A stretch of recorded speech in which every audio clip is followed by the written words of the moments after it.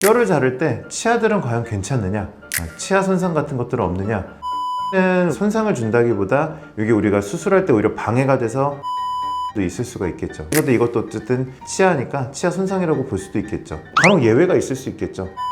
여기 있는데 한창 떨어져서 이런 데서 우리가 턱구 수술을 한다거나 이렇게 뼈를 잘랐는데 운 나쁘게 이제 이 치아에 관련된 어떤 영양 공급이나 이런 것들이 그 밑에까지 연결되어 있는 경우들도 있습니다. 치아가 예쁘면 얼굴도 예쁠 수 있나요? 남자분입니다.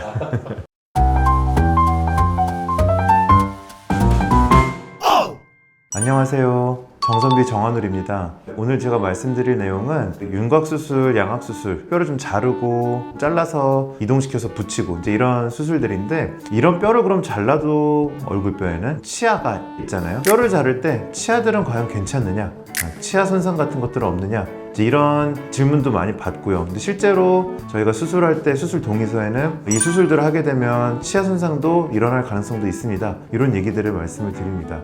그래서 오늘은 제가 얼굴뼈 수술, 양악수술과 안면 윤곽수술을 시행하는 데 있어서 어떤 치아 손상에 대해서 오늘은 간단히 말씀을 드려보려고 합니다. 자를 때 뭐 뿌리를 자르거나 이런 거 아예 없지 않나요? 있을 수 있어요. 특히 양악수술할 때는 좀 더 있을 수가 있고요. 윤곽수술할 때도 무리하면 있을 수는 있죠. 치아가 이제 우리가 머리가 있고 뿌리가 있는데, 뿌리는 일반적으로 뼈 안에 들어가 있습니다. 물론 이제 잇몸이 안 좋으시고 해서 뼈가 내려간 경우는 뿌리가 밖으로도 드러나는 경우도 있지만, 기본적으로 뿌리는 뼈 안에 들어있는데, 저희가 양악수술, 윤곽수술을 시행할 때 당연히 그 뿌리 위치들을 알고 있기 때문에 뼈를 어떻게 자르거나 디자인을 할 때 그걸 안 다치도록 디자인을 하게 되는데, 이제 간혹 여러 가지 경우들은 있죠. 피질골판을 완전히 떼어내는 수식도 있고 다듬는 수식도 있고, 어쨌든 그런 수식들을 하고 나면은 하악골의 바깥 피질골이라고 하는 단단한 뼈가 이제 얇아져 있습니다.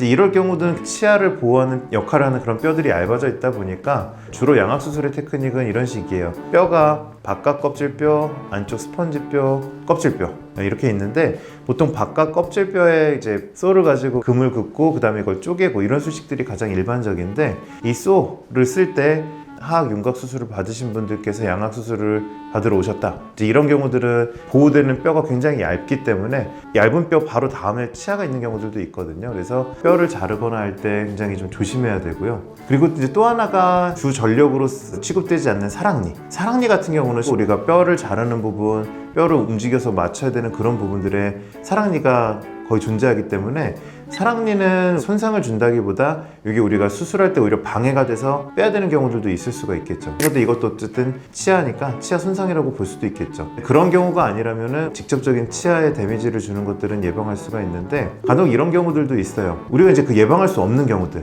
뼈가 있고 아래 턱뼈가 있고 치아들이 있는데, 치아 뿌리에서도 우리가 안전거리라는 게 기본적으로 있습니다. 보통 뭐 5mm 이상 떨어져라 뭐 이제 이런 얘기들을 하는데, 통상 그 정도 거리가 떨어지면은 치아 손상이 그렇게 일반적으로 일어나지 않는다라고 되어 있거든요. 그리고 실제 저희가 수술할 때도 이제 그런 기준들을 머릿속에 넣고 디자인을 하고 하게 됩니다.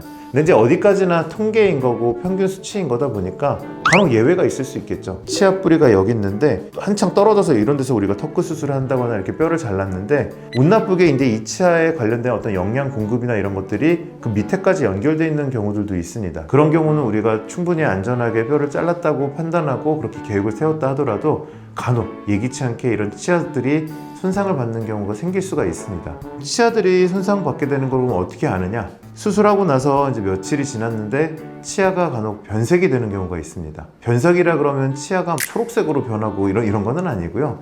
근데 치아 안에도 사실 우리가 치수라고 하는 살아있는 조직이 있어요. 치수가 우리가 흔히 신경이라고 부르는 부분인데, 그 치수라고 하는 부분에 신경, 혈관 공급들이 다 되어 있거든요. 그래서 치아에서 멀리 떨어져 있는 부분에 뼈를 잘랐는데 하필 치수에서부터 연결되어 있는 영양 공급을 하는 그런 시스템들이 손상을 받았다. 그러면 치수라고 하는 게 손상을 받게 되고, 그 결과로 이제 치아가 밝은 흰색 이런 류의 색깔들이 아니라 좀 어둡고 좀 붉고 혹은 푸르고 이런 색깔들의 좀 어두운 빛깔로 변색이 되는 경우가 있습니다. 치아도 멍든다는 표현도 쓰거든요. 피부 다치면 멍드는 것처럼 치아도 멍이 듭니다. 너무 걱정을 안 하셔도 되는 거는 그런 상황들이 그렇게 흔치는 않겠죠. 사진을 보시면 이분은 이제 윤곽수술을 받으신 분이세요. 그래서 하악만 윤곽수술을 받으셨던 분이고, 피질골은 좀 다듬는 정도로 시행을 했었고, 그 다음에 턱구 수술, 왜냐면 이분이 좀 턱이 길고 발달하셨던 분이었거든요. 턱구 수술로 길이도 많이 좀 줄이고 그랬던 분입니다. 치아가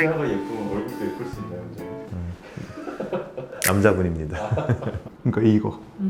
이분은 이제 턱구 수술이랑 그런 하악 윤곽 수술을 받으셨는데 수술하고 나서 정기 검진차에 입안을 보는데 입안을 봤더니 유독 한 치아가 색깔이 약간 좀 어두운 게 관찰이 됐습니다. 이 아래 앞니가 다른 치아들에 비해서는 뭐 다소 좀 어두운 이런 빛깔을 보이고 있습니다.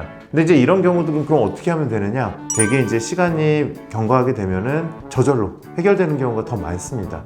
이분도 그래서 경과를 관찰을 했는데 이런 정도의 좀 변색이 관찰됐고 시간이 흐르면서 보시면은 조금 더 원래 색깔이 좀 가깝게 됐고 우리가 한 3개월 정도 지났을 때는 다시 수술 전이랑 유사한 색으로 돌아온 걸 볼 수가 있습니다. 치아가 변색이 되었다 하더라도 지금 일시적인 증상이고 원래대로 다시 돌아오는 그런 케이스라고 보시면 될 것 같습니다. 그럼 외상의 경우도 시간이 지나면 좋아지나요? 심하지 않은 외상 같은 경우는 그럴 수가 있죠. 많은 경우는 이제 조심히 경과를 관찰하다 보면은 원상복귀 되는 경우가 더 많은데 그 충격도 굉장히 셌다거나 혹은 어느 선을 넘어선 충격이었다 이렇게 되면은 이게 이제 영구적으로 남아서 점점 더 어두워지는 경향들이 또 많거든요. 이런 경우들은 어떤 신경치료라든지 미용적인 관점에서 미백이라든지 이런 치료들을 고려해야 되는 상황도 있을 수가 있다는 거죠. 그래서 정리를 해드리자면 치아도 튼튼한 껍질로 보호가 되어 있기 때문에 외부 충격에 잘 버티는 구조로 되어 있기는 하지만 치아도 그 안쪽은 열입니다. 부딪혀도 약하게 부딪혔거나 수술 중에서도 원칙을 지켰다면 통상은 일시적인 변색일 가능성이 높고요. 다만 강한 충격을 받았다거나 혹은 수술 중에도 원칙 이상의 좀 무리한 수술을 했다거나 이러면은 큰 손상이 있었을 수가 있는데 이런 경우에 이제 시간이 지나도 계속 변색이 유지되거나 혹은 심해진다 그러면 반드시 이제 치과에 가셔서 추가적인 치료나 이런 것들을 받으시는 게 필요할 수 있습니다. 구독과 좋아요 부탁드립니다.